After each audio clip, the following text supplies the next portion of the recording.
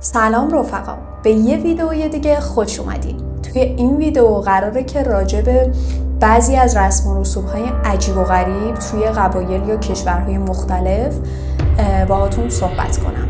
بریم بیاین.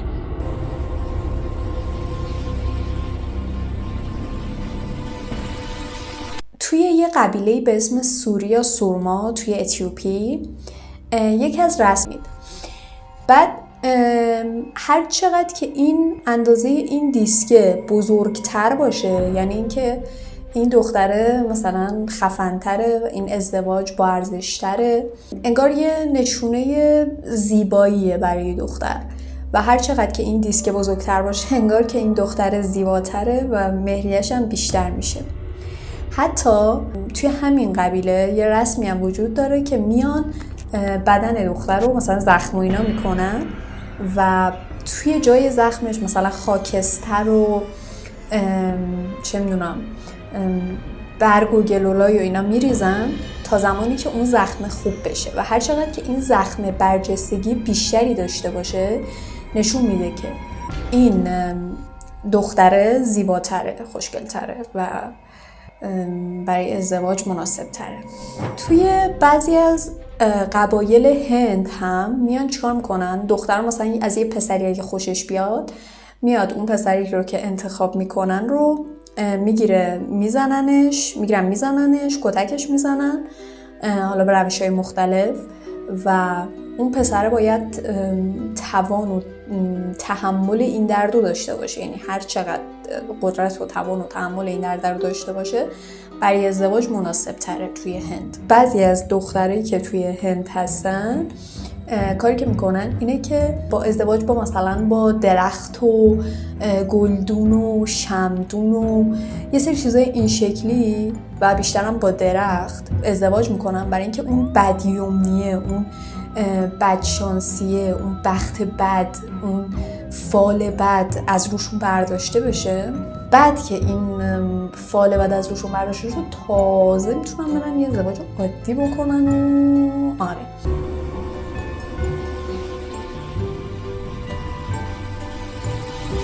توی بعضی از مناطق جنگل‌های آمازون مثلا اکوادور، برزیل، اینا دوماد باید بیاد از خونه دختره یه سری مرغ و خروس و اینا بدزده و بعد میاد اون مرغ و خروسایی که دزدیده رو به عنوان مهریه به خود خانواده عروس میده و میگه که ببینید من این تعداد مرغ و خروس تونستم بدزدم، از من انقدر شجاعم. هر چقدر که بیشتر بدزده یعنی که خفن‌تره دوماد، قوی تره. توی قبیله دانی در جزیره نیوگیشیا توی اندونزی اگر که یکی از اعضای خانواده که حالا بیشترم مرد باشه فوت کنه، بمیره، دختر و زن اون خانواده به نشونه احترام و به نشونه وفاداری و به نشونه تعهد میاد انگشت دست و پاشو قطع میکنه و نمیفهمم چرا میاد انگشت دست و پاشو قطع میکنه برای اینکه نشون بده که مثلا ما خیلی به این آدمی که مرده احترام میذاریم، وفاداریم و خیلی خلاصه خیلی دوستش داریم و این چیزا. توی بعضی از قبیله های آفریقا که مثلا میخوام با هم دیگه دوماد ازدواج بکنن، توی مراسم عروسی کسی نباید بخنده. یعنی اینم مثلا جرمه، باید فقط پوکر فیس باشی. خدا زیرا خود چیکار کن؟ چرا اینجوری شد؟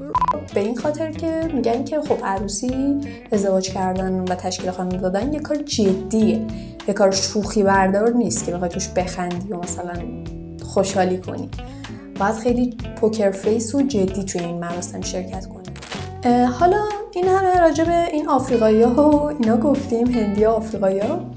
توی اسکاتلند هم یه کاری میکنن توی اروپا، اینه که میان عروس و دوماد رو قبل از اینکه بخوان ازدواج بکنن با مصائب و مشکلات زندگی روبروشون میکنن. یعنی کاری که میکنن اینه که یه سری غذاهای فاسد، گل، آش و آشغال، این چیزا میپاشن رو سر و بدن عروس و داماد به نشونه اینکه آره شما باید تحمل بکنید سختی زندگی رو و با این کار انگار که اونا رو آماده میکنن برای اینکه بخوان سختی زندگی رو بتونن تحمل کنن و هیچی دیگه. اینا رو میپاشن، اونا هم همونجوری مثل مجسم وای نیستن، اینا آتشقال بپاشن روشون رو. توی ماسای آفریقا یه رسم خیلی کثیفی هست، کر و کثیفی هست، چندش. اون رسم چیه؟ اون رسم اینه که دختر عروس در واقع خب وقتی که دیگه میخواد ازدواج میکنه و اینا میخواد بره خونه شوهرش، پدر عروس باید یه توفه بندازه روی لباس عروس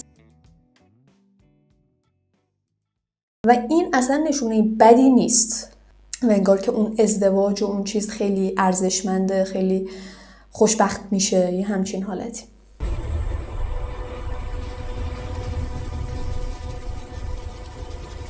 خب اگه تا اینجای ویدیو با من همراه بودید خیلی خوشحال میشم که از چنل من حمایت کنید، چنلمو سابسکرایب کنید، لایک کنید، زنگوله رو فشار بدید که اگه ویدیوی جدیدی آپلود شد مطلع بشید. خوشحال شدم که تا اینجای ویدیو با هم همراه بودید. دمتون گرم. خدا نگهدار.